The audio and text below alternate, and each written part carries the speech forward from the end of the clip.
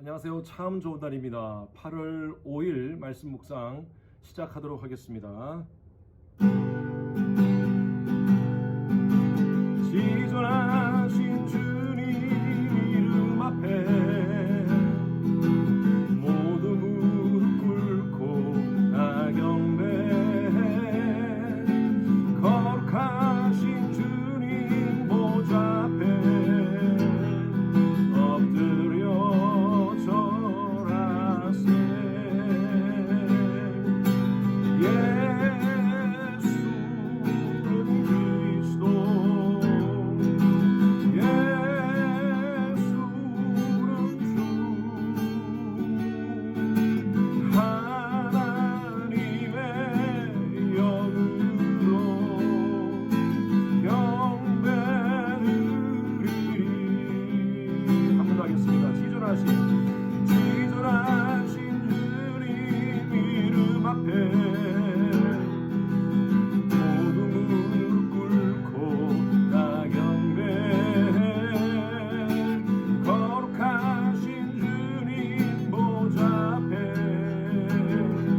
엎드려 절하세.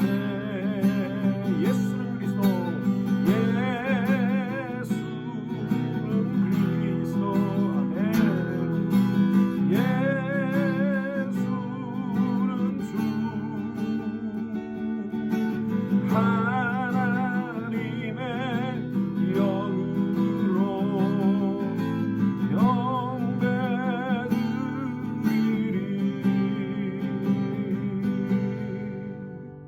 아멘. 선호님들, 날씨가 많이 덥습니다. 건강 늘 조심하시고요. 또 이렇게 더운 날씨일수록 하나님과 더 깊은 영적인 교제를 나누시는 여러분 되시길 바랍니다. 오늘도 매일 말씀 묵상에 오신 여러분들 정말 축복하면서 환영합니다.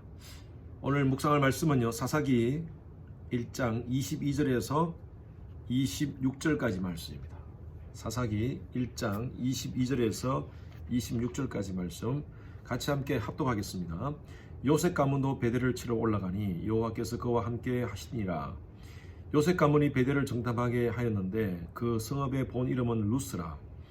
정탐꾼들이 그 성읍에서 한 사람이 나오는 것을 보고 그에게 이르되 청하니 이 성읍의 입구를 우리에게 보이라. 그리하면 우리가 내게 선대하리라 하며 그 사람이 성읍의 입구를 가리킨지라. 이에 그들이 칼로 그 성읍을 쓰되 오직 그 사람과 그의 가족을 놓아 보내매 그 사람이 햇사람의 땅에 가서 성읍을 건축하고 그곳의 이름을 루스라 하였더니 오늘까지 그곳의 이름이 되니라.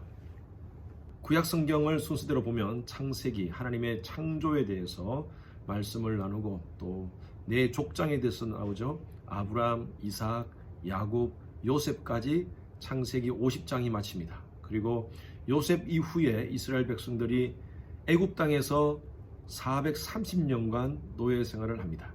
한 사람을 하나님께서 세우셔서 출애굽시키는 장면, 그것이 바로 출애굽기고요.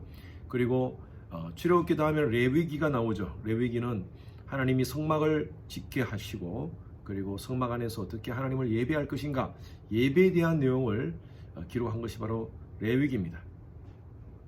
민수기는요, 하나님이 이스라엘 백성들로 하여금 이제 출애굽에서 가나안 땅으로 가는 여정 가운데 가데스 바네아에서 불순종하고 하나님의 진노로 말미암아 40년 동안 광야 생활을 하는 그 내용이 바로 민수기에 기록되어 있습니다. 민수기 마지막에는 모세가 이스라엘 백성들을 불러 모으고 설교를 하게 됩니다.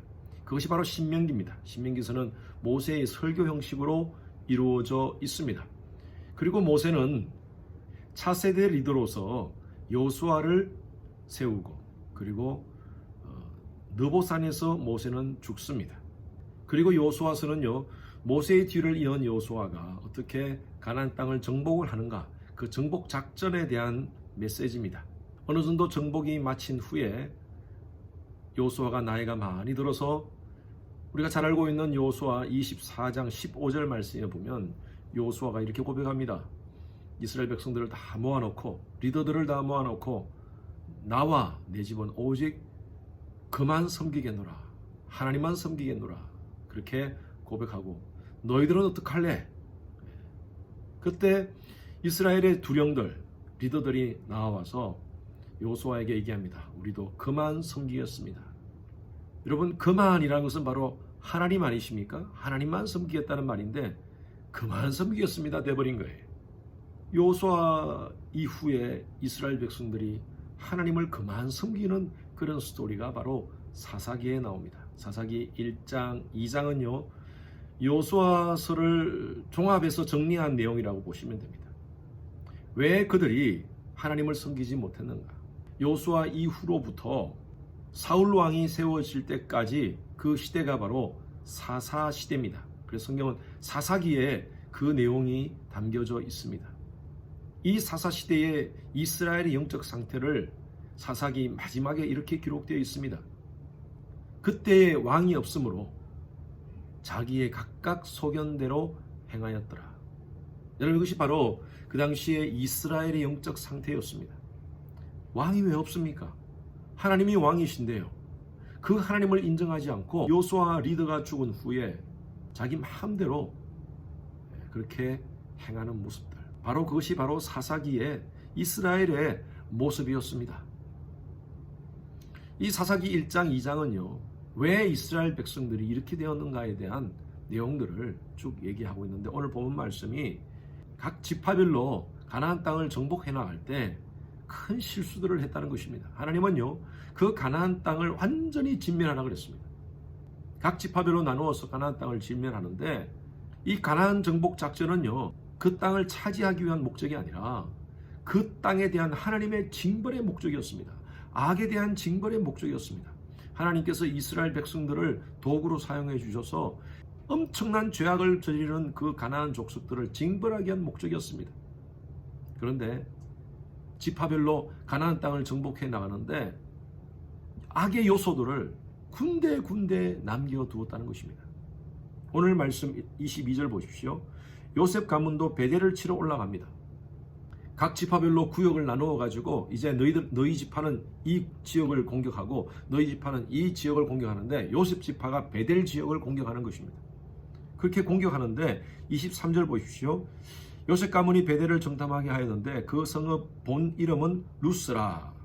정탐꾼이 그 성읍에서 한 사람이 나오는 것을 보고 정탐꾼이 가서 한 사람이 나오길래 그 사람에게 우리에게 좀 여러 가지 많은 정보들을 달라, 이 성읍에 대한 정보를 달라, 그리고 내가 너희를 선대하겠다, 그 약속을 하는 것입니다. 그 사람은요 자기가 살기 위해서 이스라엘 사람들이 요구하는 대로 그 정보들을 다 제공해 줍니다. 스파이 노릇을 해준 거죠. 그리고 나중에는 어떻게 됩니까? 25절 보십시오. 그 사람이 성읍의 입구를 가리킨지라 이에 그들이 칼날로 그 성읍을 쳤음에 오직 그 사람과 그 가족을 놓아 보내며 그 사람과 그 가족을 놓아 보내며. 여러분, 여기에 하나님께서 명령하신 그 정복 작전을 진행하는 이스라엘 백성들의 잘못을 단면적으로 지적하고 있습니다. 타협했다는 것입니다. 결국에는 이 작은 죄의 씨앗이 나중에는 점점 커져서 이스라엘이 그들을 점령하는 것이 아니라 오히려 가나안에 있는 그 악한 문화가 이스라엘을 점령시켜버린 것입니다. 이스라엘이 가지고 있는 하나님 중심의 신앙을 그들에게 전수한 것이 아니라 가나안 땅이 가지고 있는 그 잘못된 악의 문화, 악한 이방신을 섬기는 그 문화에 이스라엘이 동화되어 버렸다는 것입니다. 존 스토트라는 목사님이 이런 얘기를 했어요. 오늘날 이 시대에 그리스도인들은 세상을 향하여 취할 수 있는 세 가지가 있다. 하나는 분리주의다. 우리는 거룩하고 그들은 속하기 때문에 그들과 함께 동떨어져서 우리가 따로 생활하는 것, 이 분리주의입니다. 또 하나는 우리가 그 세상으로 들어가서 그들과 함께 동화하고 타협하게 사는 것이다. 존 스토트는 이렇게 얘기합니다. 우리는 이 시대에 복음을 가지고 세상 속에 들어가서 동화되어도 안 되고 타협되어도 안 되고 분리되어도 안 되고 그들 안에서 변혁시켜야 된다. 오늘날 이 시대의 그리스도인들은 우리가 가지고 있는 복음적 정체성을 가지고 그들을 변화시키는 책임이 있다라고 이렇게 존 스토트 목사님이 그렇게 얘기를 했습니다. 여러분, 그렇습니다. 우리는 이 시대를 바라보면서 정말 어쩌면 이 사사시대와 같은 그런 시대입니다. 가나안의 문화가 판을 치는 이 시대입니다. 동성애가 판을 치고 종교다원주의가 판을 치고 관용주의, 상대주의가 오늘 이 시대의 모든 이념에 다 들어가 있습니다. 문화, 종교, 예술 모든 면에서 이런 사상들이 사람들을 혼란시키고 있습니다. 이런 시대 속에 우리 그리스도인들이 어떤 입장을 취해야 될 것인가? 오늘 말씀은 우리에게 그러한 교훈을 줍니다. 요셉 가문이 그 베델의 한 사람을 놓아줄 때 뭐 이 정도 가지고 문제가 될 수 있겠나, 한 가정인데 라고 생각할 수 있지만요, 그 작은 틈으로 사탄은 삐지고 들어오는 것입니다. 어느새 내 안방에 차지하는 거예요. 제가 얼마 전에 집에서 차를 몰고 교회로 오는 중에 자꾸 몸이 간지러워서 몸을 끌고 보니까 차 안에 모기가 들어와 있었어요. 차를 운전하면서 모기가 눈에 보이는데 잡히지는 않고 이렇게 손을 쳐도 죽지는 않고, 그런데 이놈이 어떻게 돌아다니면서 제 몸을 계속 물고 있는 거예요. 결국에는요 15분 동안 교회 올 때까지 계속 물리고 왔습니다. 차를 타기 위해서 문을 살짝 여는 그 순간에 모기가 들어왔던 것입니다. 그 모기가 나를 얼마나 괴롭히는지. 여러분, 사탄이 마찬가지입니다. 사탄이 뭐 엄청난 왕하면 소리를 달려들지 않습니다. 작은 것으로 우리의 틈을 보고 들어옵니다. 그리고 어느새 중심을 차지해버려요. 오늘날 이 시대에 우리 그리스도인들이 조심해야 될 것은요, 바로 이 혼합주의입니다. 뭐 이거 어때서? 이 정도쯤이야. 저와 여러분들은 하나님의 거룩한 백성입니다. 거룩이라는 것은 구별되어 사는 것입니다. 쉽지 않습니다. 예수 그리스도의 피 묻은 그 십자가를 가슴에 품고 이 세상에 들어가서 세상을 변혁시킨다는 것은 쉽지 않은 작업입니다. 그러나 하나님께서 이 마지막 시대에 우리에게 요구하시는 것입니다. 오늘도 여러분들이 만나는 많은 사람들, 여러분들이 대하는 많은 상황들, 여러분 그 상황 속에서 조금도 악에게 틈을 주지 맙시다. 단호하게 거절할 것 거절하고요, 또 믿음으로 행할 것은 행합시다.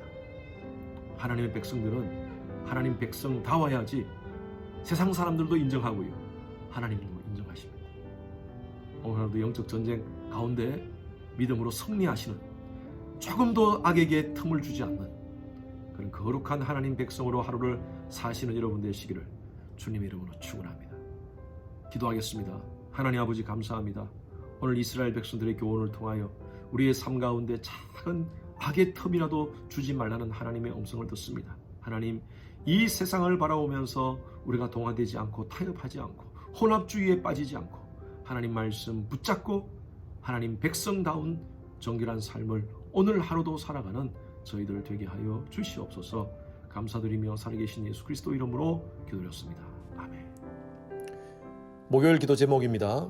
미국과 한국의 위정자들과 리더십이 하나님을 경외하고 지혜와 분별력으로 나라를 잘 이끌어갈 수 있도록 하나님께서 함께 달라고 기도해 주시고요. 나라가 미국도 마찬가지고 한국도 마찬가지입니다. 보수와 진보 간의 진영 갈등으로 여러 가지 많은 혼란 가운데 있습니다. 하나님께서 불쌍히 보시고 평강을 달라고, 평화를 달라고 여러분 기도합시다. 코로나 바이러스로 인해서 우리 성도님들의 신앙이 위축되지 않도록, 우리 성도님들이 오히려 이런 상황 속에서 더 믿음에 견고하게 설 수 있도록 여러분 기도해 주시기 바랍니다. 우리 윤성철 선교사님, 김영수 간사님, 또 김영섭 선교사님을 위해서 중보하며 기도하시겠습니다.